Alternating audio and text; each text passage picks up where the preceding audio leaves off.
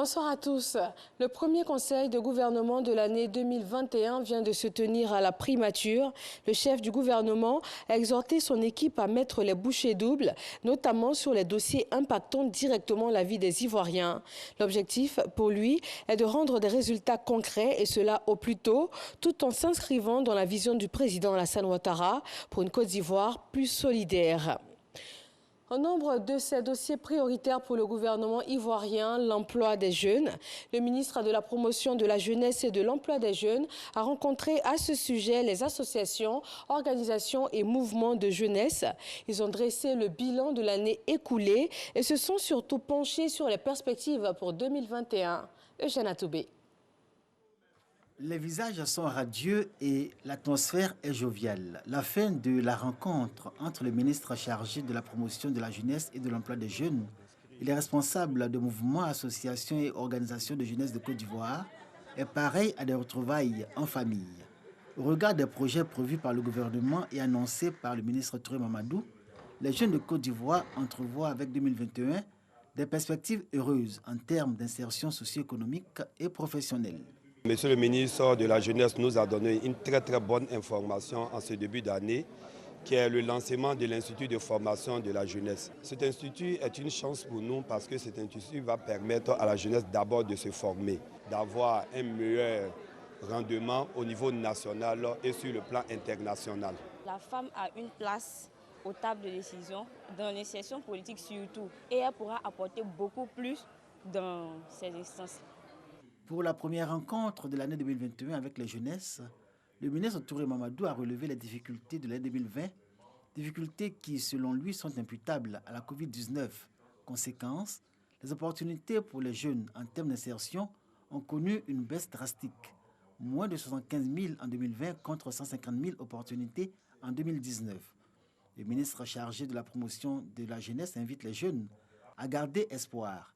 2021, révèle Touré Mamadou, consacre la relance de toutes les initiatives en faveur des jeunesses de Côte d'Ivoire. L'objectif, c'est de mobiliser 2 millions d'opportunités d'insertion pour les jeunes d'ici 2025. Il y aura le programme d'apprentissage qui sera renforcé. Il y aura les TIMO pour aider à lutter contre l'insalubrité. Ils peuvent continuer à faire confiance au président Ouattara et au gouvernement. 200 000 jeunes devraient bénéficier d'une opportunité en cette année 2021. Du bonheur pour cette frange de la population qui s'apprête à renouveler les instances de sa fêtière. Le CNJ, le Conseil national des jeunes, est appelé à jouer un rôle efficient pour capitaliser toutes les initiatives annoncées sur le temps consacré à la joie. Restons dans la droite ligne des actions consacrées au développement inclusif en Côte d'Ivoire. La Première Dame vient d'équiper le centre médical d'un village de la région du Poro à hauteur de 25 millions de francs CFA. Dominique Ouattara a aussi offert du matériel agricole aux femmes du village.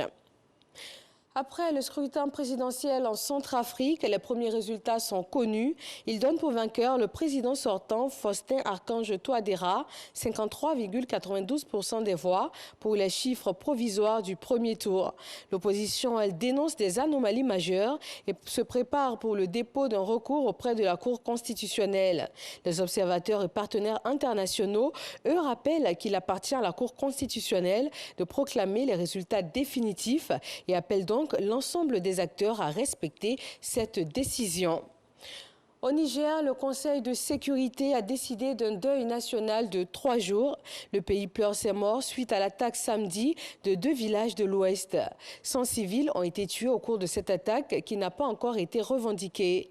Les autorités nigériennes pointent cependant du doigt des organisations djihadistes et craignent que cette violence n'attise des conflits intracommunautaires. Et puis on termine aux États-Unis où la Géorgie vote à nouveau. Une élection décisive pour le mandat de Joe Biden, car cet État traditionnellement conservateur est appelé à élire ses 2 sénateurs. Un nouveau vote du fait d'un écart trop serré lors du premier scrutin. Ces 2 sièges vont déterminer qui des républicains ou des démocrates obtiendra la majorité au Sénat. Et voilà, merci de votre attention. Retrouvez dans quelques secondes l'information régionale. Et moi, je reviens à 20 h pour le journal, toujours sur RTI 1.